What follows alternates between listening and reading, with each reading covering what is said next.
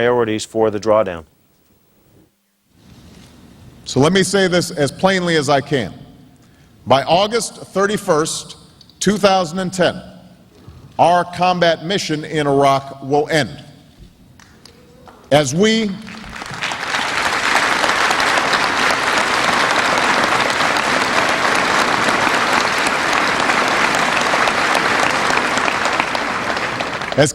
carry out this drawdown, my highest priority will be the safety and security of our troops and civilians in Iraq.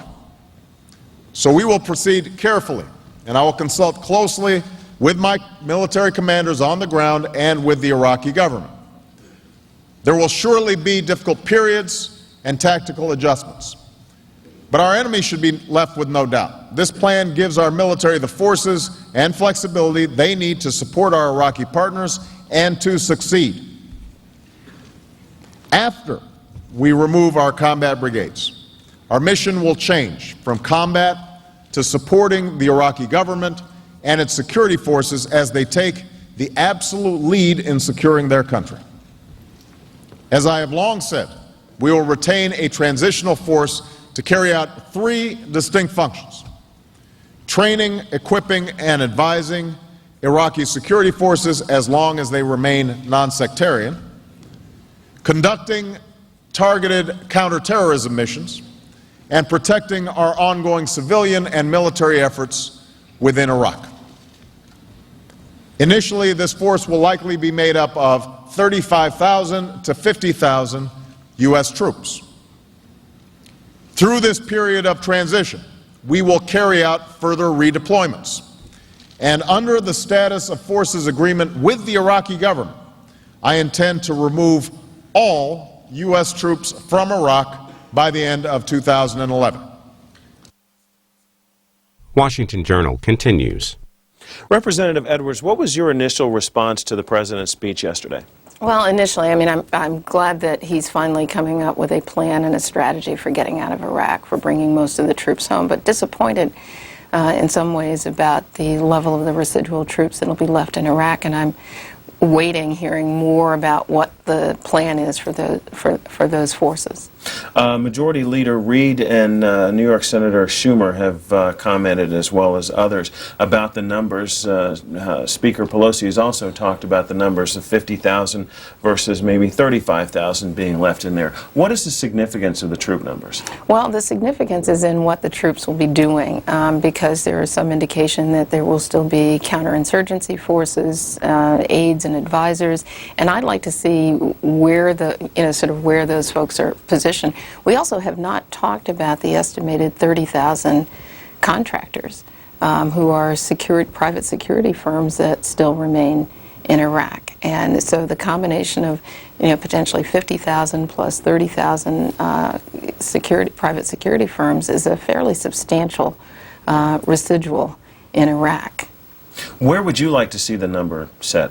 Well, I saw estimates actually, prior that were more 20,000 needed for, to maintain the embassy and support services for Iraq's police force, and some assistance in rebuilding and transitioning their democracy. But I think the key is not so much the exact number as it is what they will be doing, and a real outline for that. And I don't think we've seen that in the president's plan. And I listened to his speech and didn't hear it. As we continue our conversation regarding the withdrawal of U.S. troops from Iraq, the announcement made by President Obama yesterday, we'll be continuing our conversation with Representative Donna Edwards, a Democrat of Maryland and a member of the Out of Iraq Caucus. Our first call for this segment comes from Somerville, Tennessee, on our line for Democrats. Good morning. Good morning. Good morning. Yes, I am so upset with our president. 50,000 troops left in a country that you had no business in the first place, and he said he was going to withdraw all the troops. I understand that you need to leave a few troops in there to see that the troops are pulled out successfully. But what are you leaving 50 troops in there for? What are they supposed to be doing? Ma'am?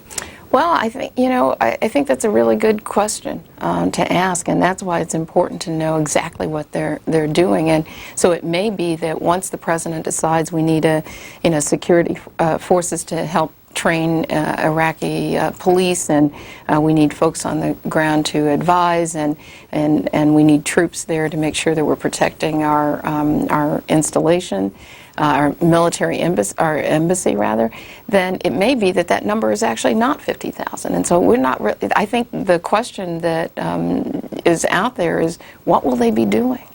And, and even though the president has said that he believes that, we'll be removing all combat forces, we're leaving a fairly substantial counterinsurgency force there, and I think by any measure those are, combat as well. Next up, Lake Charles, Louisiana, on our line for Republicans. Yes, sir. This is Wayne Bazeron. How y'all doing this morning? Good morning. What's on your mind this morning, sir? I just wanted to make a comment on the troop withdrawal, and I was listening to what the lady had to say about what the troops would be doing. I'm a Vietnam veteran, and Vietnam started with advisors, and we had to up people to protect those advisors.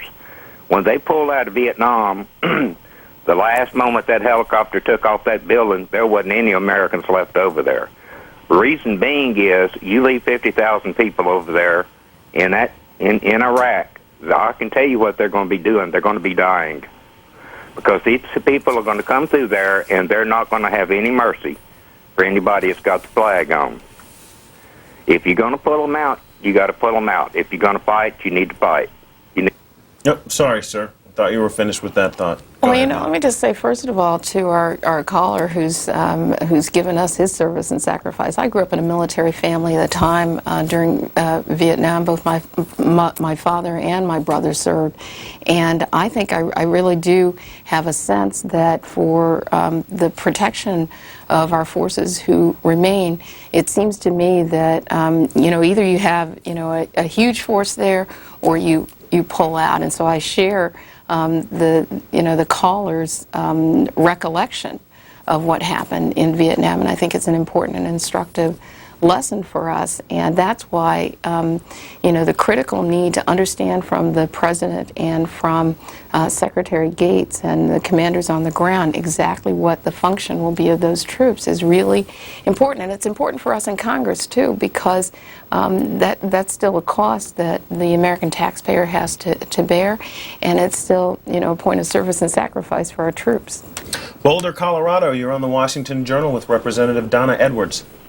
Good morning. I just wanted to know from the Congresswoman, who fills the security vacuum once we leave Iraq? I spent 2 years in Iraq myself, and I know how much time and effort it takes to get the troops in from Kuwait up into Iraq. And then since America is a sworn protectors of Saudi Arabia, Qatar, UAE, Kuwait, Israel, Jordan, and the surrounding countries, who does fill the security vacuum once we do leave, and where do we put our troops? And then we have the new Africa Corps that came in development. Are we going to how does the surrounding areas fit into our overall strategy now in the Middle East, and where do we go from there? Thank you. Boulder? Yeah. Tell us, what did you do while you were over in Iraq? I moved equipment for the military. I was in the military for several years, and then I got out and I got a private job doing equipment moving. Representative Edwards. Well, again, you can't question the service and sacrifice of our troops there, and the bold job that they've been doing. But as the president said yesterday, the main job is really, making sure that Iraq is on a pathway toward political resolution. I mean, there's still internal battles in Iraq among the factions there, and that hasn't been resolved yet. Those are political questions, and they're not military questions. And so, it really is important to know, again, if it's 35,000, if it's 50,000, if it's 20,000, what will be the function there so that we make sure that our military isn't in harm's way. And I think, unfortunately, to the caller's point, that there aren't going to be, according to President Obama, combat forces left on the ground. And so the question that he raises is not addressed in the president's plan, and it raises the issue again about what those 50,000 will be doing. And I don't want to quibble with the president about whether it's 16 months or 19 months. For the majority of the combat forces, I don't think there's much difference in that. But what really remains on the table is what the job is remaining. And then who puts forward that political solution to the multiple battles that are taking place internally in Iraq? We want to remind you all that we do have a special line for this conversation for Iraq war vets. That number 202-628-0184. If you have been in the military or are still in the military and have spent some time over in Iraq, we would love to hear from you this morning. Our next call comes from an Iraq war veteran from Corpus Christi, Texas. Good morning. Good morning. Hello, my name's Andrew. I was just calling to tell Representative Edwards that I never supported this war. I joined the military to get an objective view of it, and I served over there as a corpsman, as a medic. And still, I do believe we'll need some amount of counterinsurgency over there, because one of the big parts of this war is that we baited the entire region. We were fighting people from Syria, from all of the surrounding countries, and now just leaving does leave the Iraqis in danger.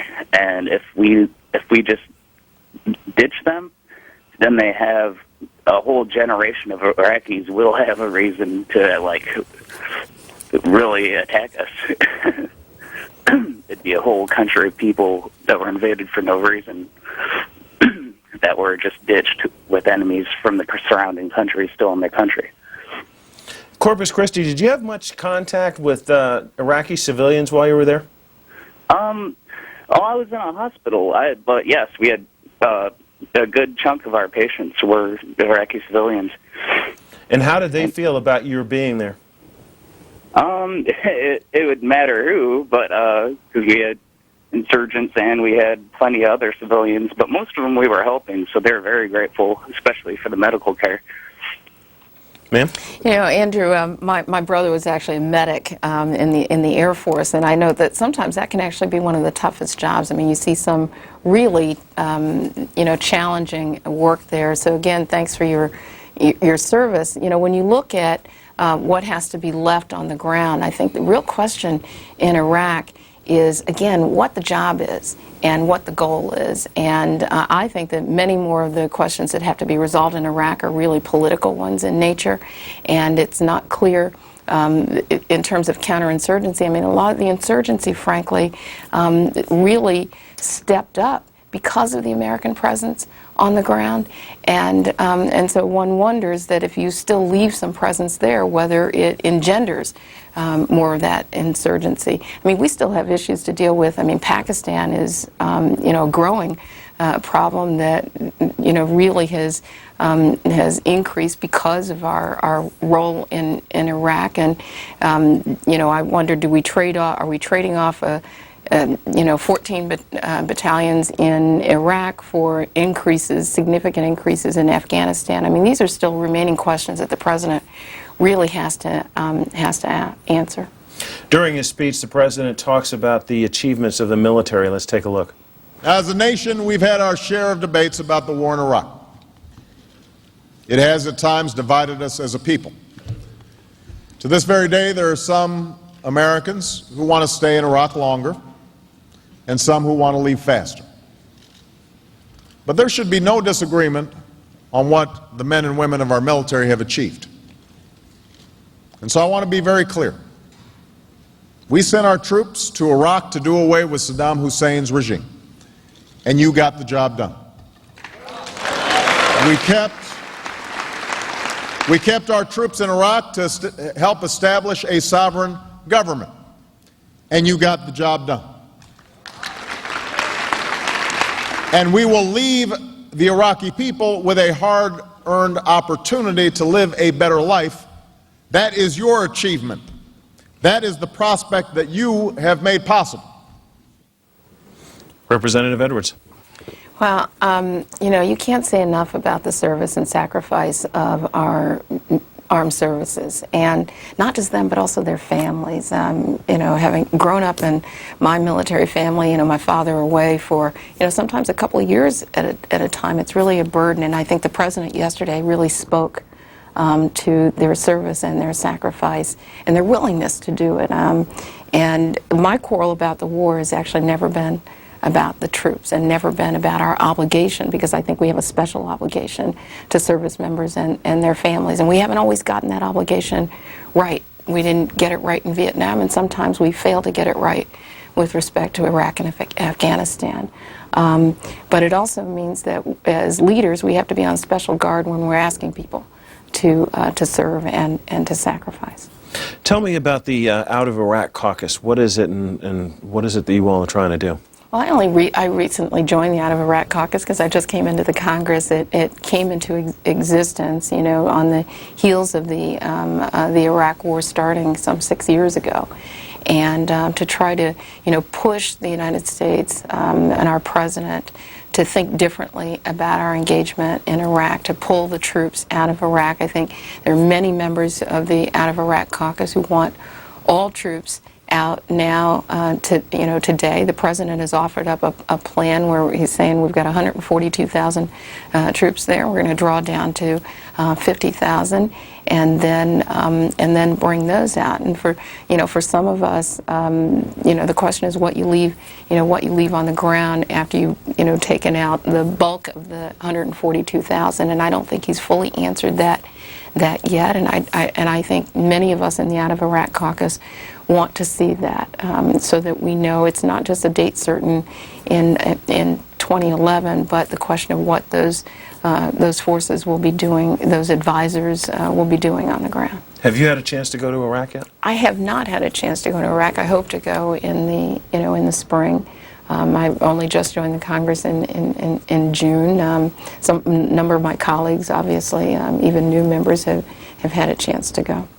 Next up, DeLand, Florida, on our line for Democrats. You're on the Washington Journal with Representative Donna Edwards of Maryland. Yes. One thing I'd like to say is remind everybody of 9/11.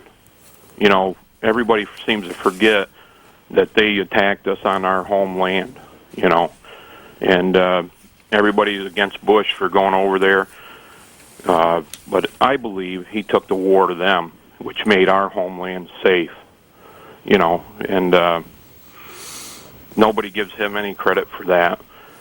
That was a tough time to be a president for anybody. I think it'd be a tough time for Obama to be a president at that time. I wanted to, if there was any, that was a terrible time. And one thing I'd like to do is thank all the veterans. My great-grandfather fought in World War II. My father fought in Korea. My brother was in the Marine Corps, and his son's in the Marine Corps at this time. And there's no sacrifice greater than that. Ma'am?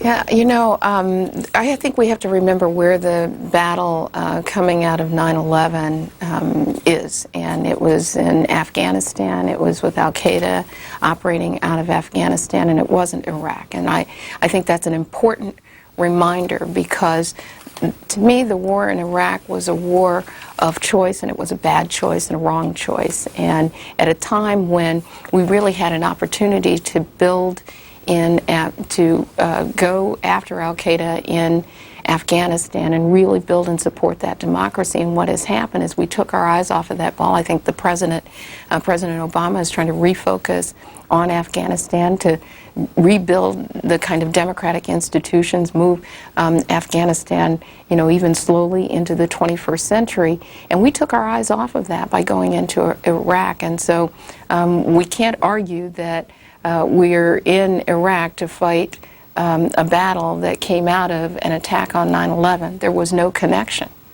And President Bush, I think, made a really horrible mistake, and now it's up to President Obama to clean it up. Next up, Waterbury, Vermont, on our line for Republicans. Hi. First off, I just want to say how I'm glad we're finally withdrawing from Iraq, and also I just want to ask about the training in the Iraq police.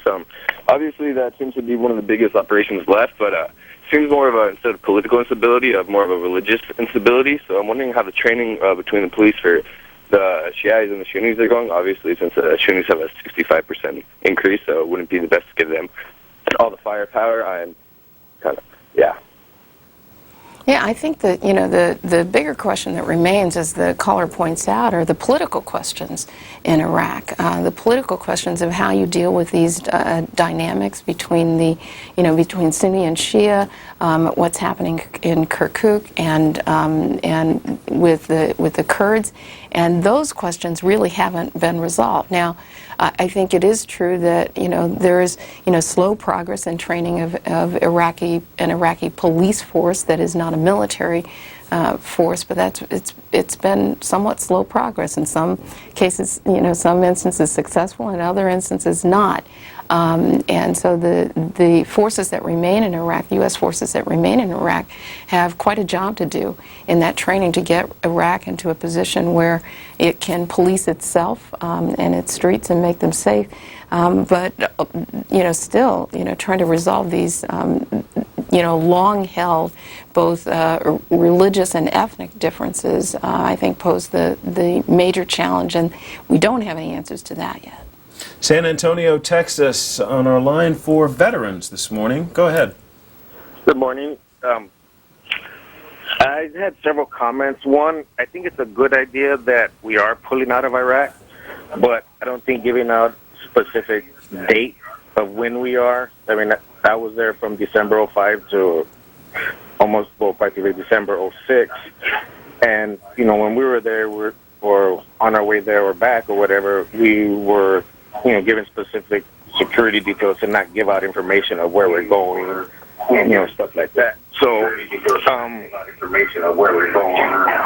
San Antonio, if you'll turn down your television or your radio, it'll go a lot smoother. Sorry about that.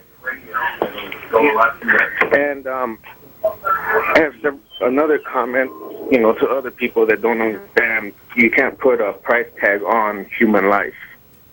You know, whether it's whatever happens to our people here or other people. Sometimes some people have to take the initiative to step it up and give some type of protection to, you know, the mishaps of other people.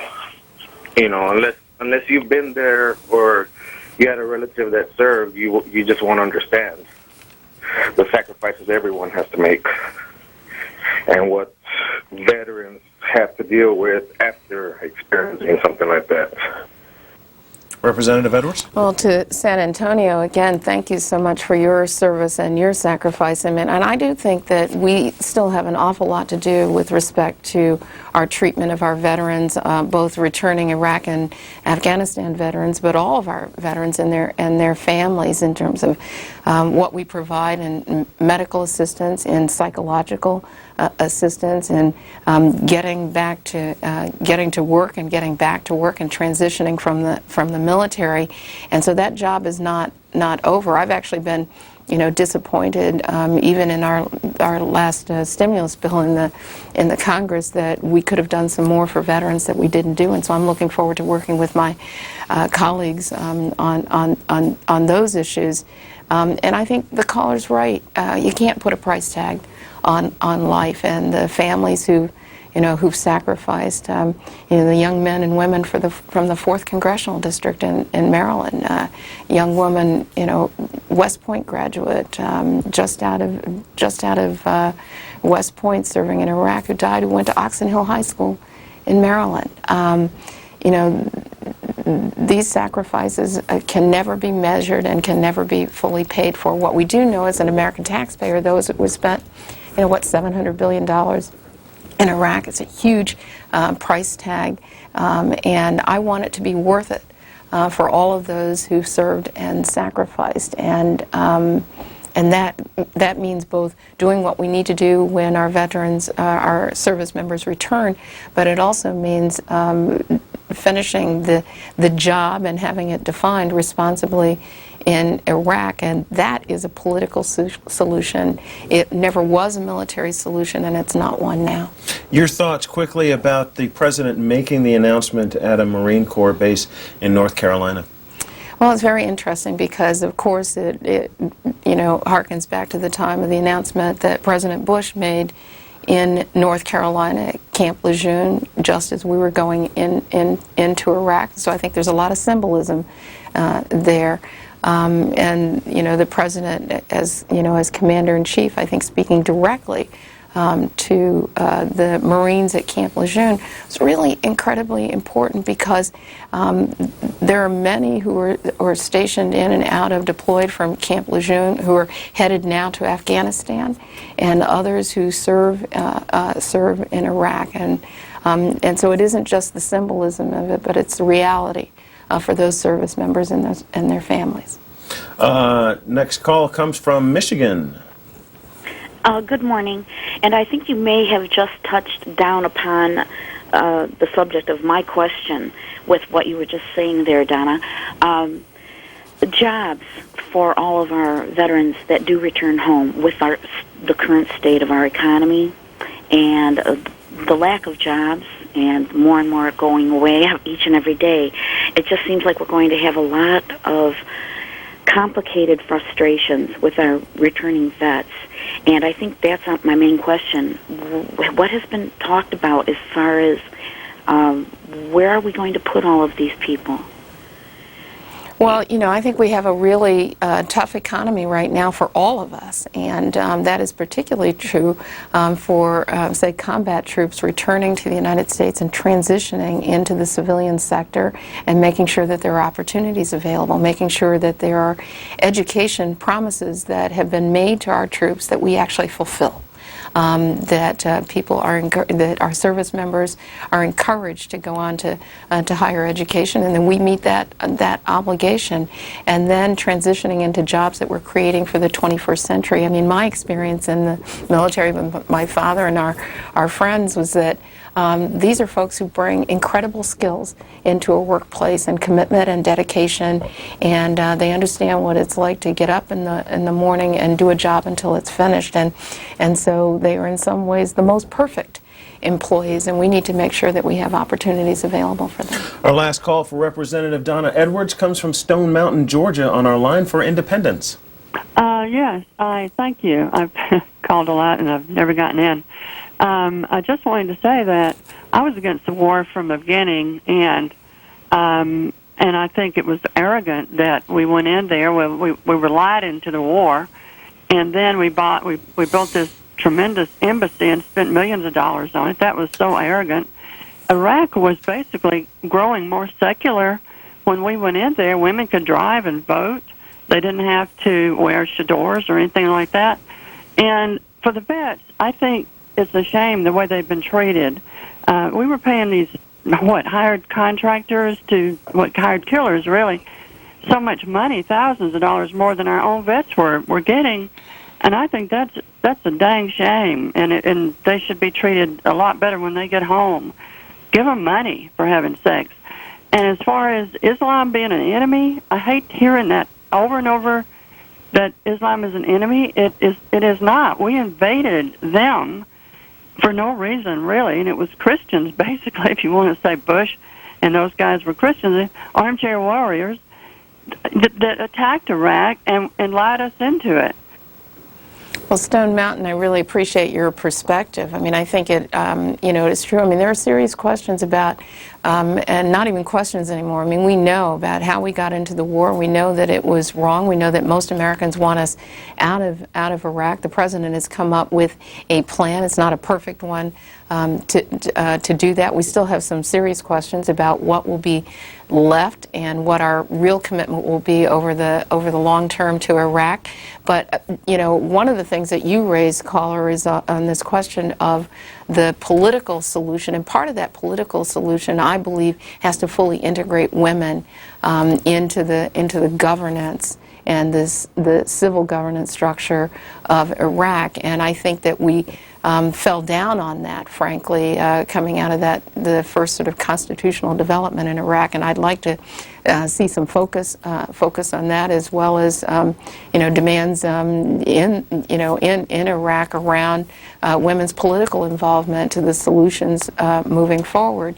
And as well, it's time for the United States to really look seriously about what we're asking our service members to do, and to be far more careful about when we're asking them to sacrifice in that way. And I don't think that we did that with Iraq.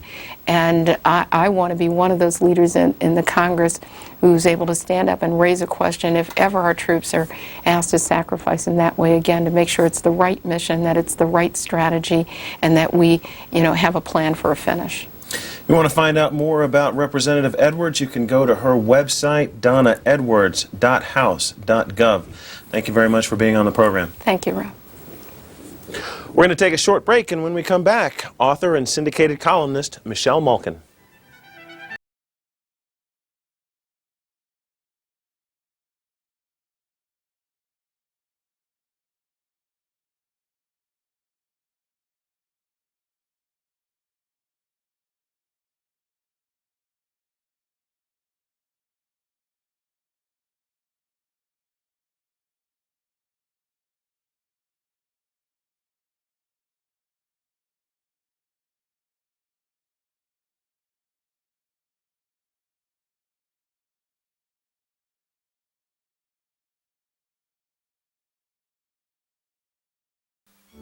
In last week's issue